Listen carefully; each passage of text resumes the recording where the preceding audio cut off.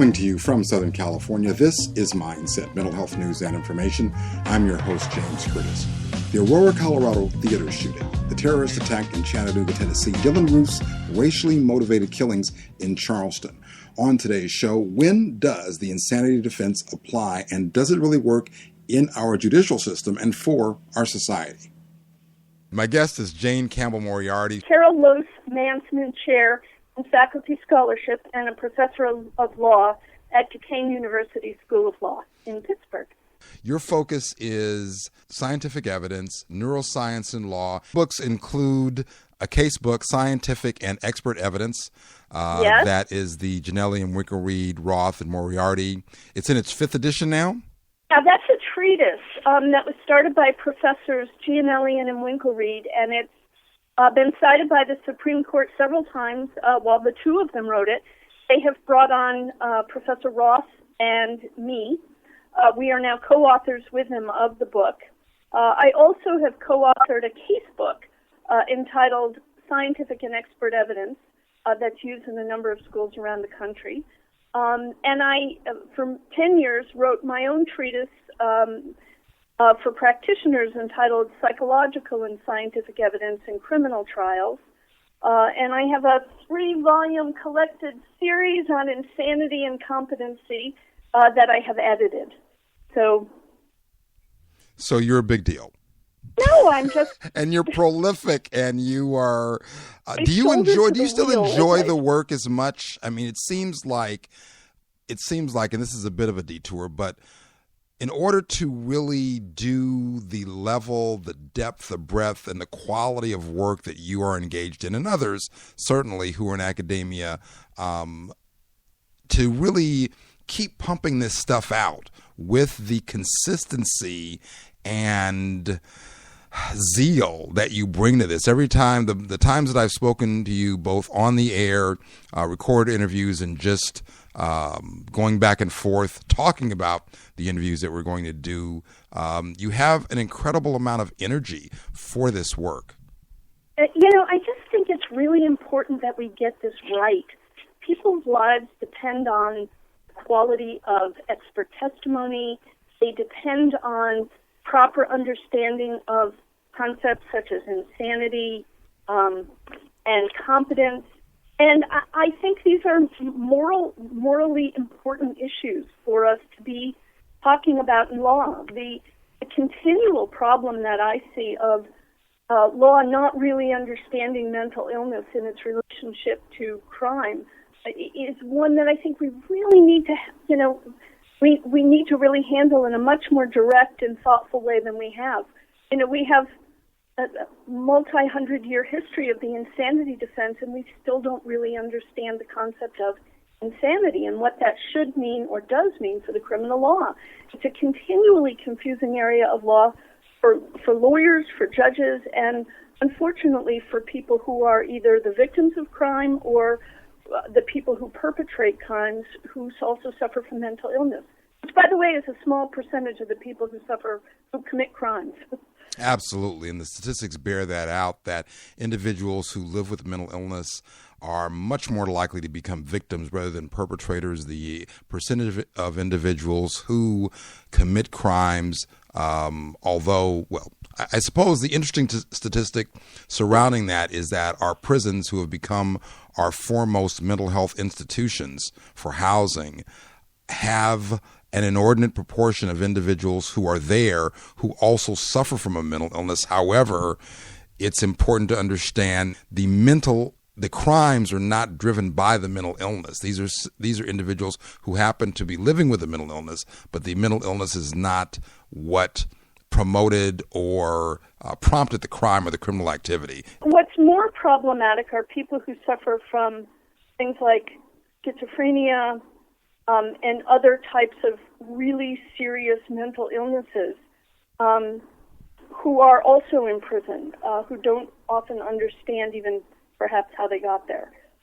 So, there's a lot to pull apart in talking about mental illness, crime, in prison, and it's not a simple conversation. It's enormously complex, as you well know.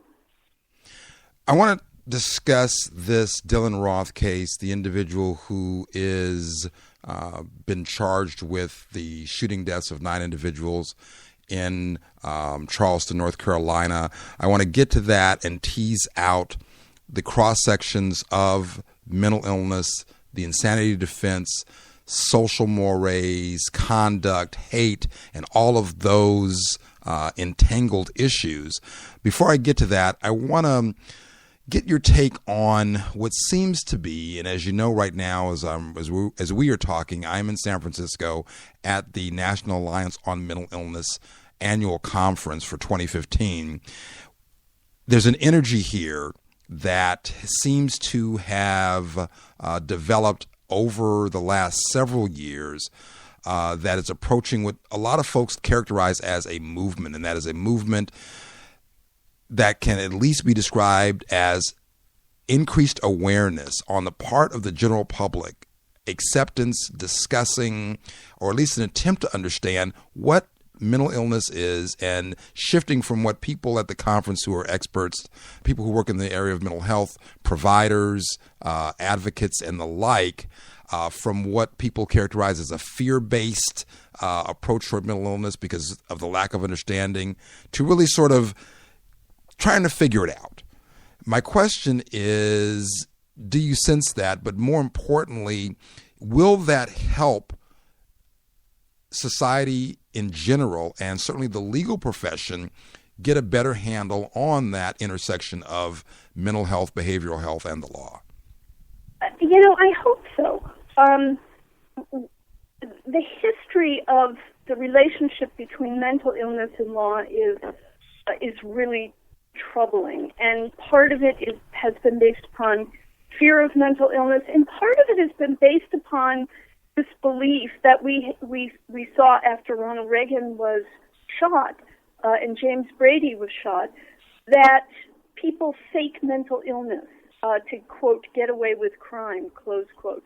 That doesn't turn out to be true, but nonetheless, it's something most citizens seem to believe, and we need to really decouple these concepts.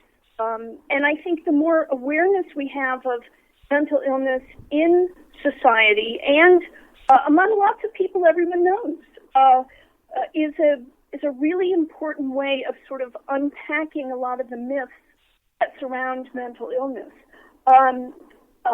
Michael Perlin, who is a professor at New York Law School, has written compellingly about the sort of mythic beliefs that go along with the insanity defense. And so I think the more we can bring light to this subject, the more it comes out in the open and it's talked about as an illness as opposed to simply some sort of an affliction nobody speaks about. I think the more rational our decision-making can be in the law with respect to crimes involving mental illness, or with respect to people with mental illness who are just in the legal system. And in our discussion today, we're going to be talking about this event, this crime that is horrific in its nature. It's shocking to the conscience for all of us in the United States, and certainly we're reading around the world. Dylan Ruth charged with shooting deliberately after attending a Bible study in a church, sitting there for a good amount of time, reportedly in the neighborhood of 30 minutes or so, and then pulling a gun out and shooting, killing 9 individuals there. Where do we begin with discussing and figuring out what's going on with this young man?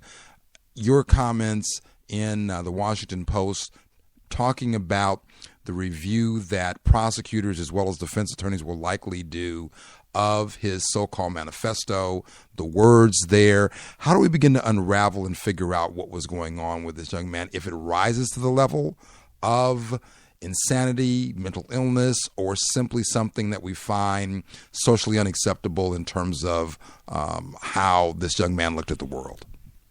So here's one of the things about Dylan Ruth that we don't know is much about his background.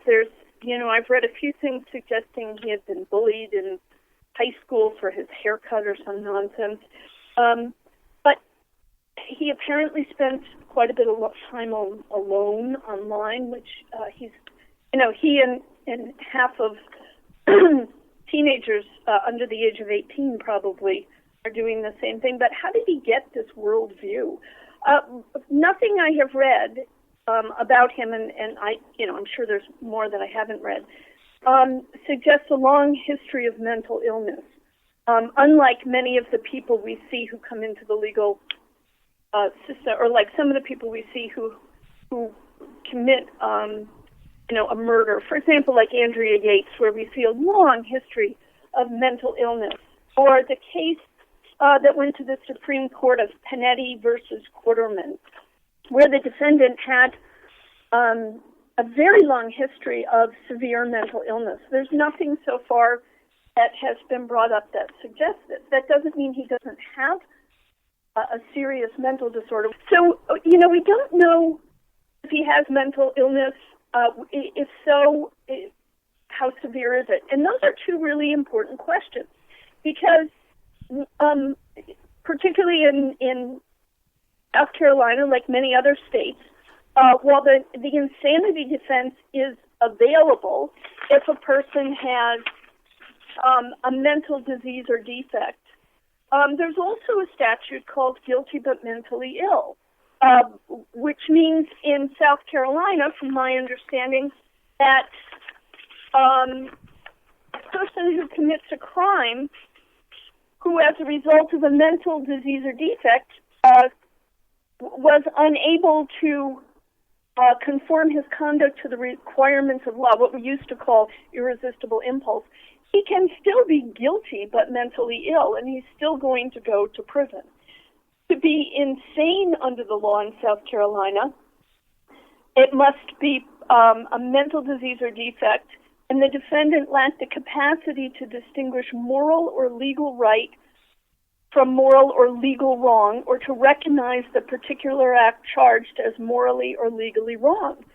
Some of what he's written in this manifesto, and again, I don't know that he's written it, I only know people claim he's written it, suggests that he certainly seemed to know what he was doing was going to be a crime, that he was going to be, quote, brave and go do this, close quote, because other people were just talking about it.